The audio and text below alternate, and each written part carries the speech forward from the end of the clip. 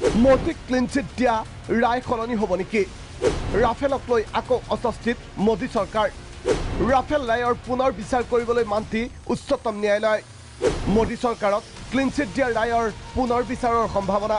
বাংগালুৰুৰ এৰ'ছত ৰাফেল যুঁজাৰু বিমানে চমক দেখুৱাৰ এদিন পাছত এইবাৰ উচ্চতম ন্যায়ালয়ৰ এক সিদ্ধান্তই অস্বস্তিত পেলাইছে মোদী চৰকাৰক। মোদী চৰকাৰক ক্লিন চিট দিয়াৰ পাছত আকৌ ৰাফেল চুক্তিৰ বিচাৰ কৰিব উচ্চতম ন্যায়ালয়ে। ৰাফেল সম্পৰ্কীয় এক আবেদনৰ শুনানিত অৱশেষত গ্ৰহণ কৰিবলৈ ৰাজি হ'ল সৰ্বোচ্চ ন্যায়ালয়। অধিবক্তা প্ৰশান্ত ভূষণে দাখিল কৰা এক আবেদন গ্ৰহণ কৰি অগ্ৰাধিকাৰ ভিত্তিত শুনানি গ্ৰহণ কৰিবলৈ সন্মত হয় ন্যায়ালয়। পূৰ্বৰ ৰায় কেন্দ্ৰৰ ভুল তথ্যৰ ওপৰত ভিত্তি কৰি দিয়াৰ অভিযোগ কৰিছিল আবেদনকাৰী প্ৰশান্ত ভূষণ, যশৱন্ত সিনহা আৰু অৰুণ চৌৰীয়ে। শুনানি গ্ৰহণ কৰিবলৈ সন্মতি প্ৰকাশ কৰি মুখ্য ন্যায়াধীশ ৰঞ্জন গগৈয়ে গোচৰটোৰ বাবে বেঞ্চ গঠন কৰিব বুলি প্ৰকাশ কৰে। ইপিনে বাংগালুৰুৰ এৰ'ছত দ্বিতীয় দিনাও বায়ুসেনাৰ শক্তি প্ৰদৰ্শন।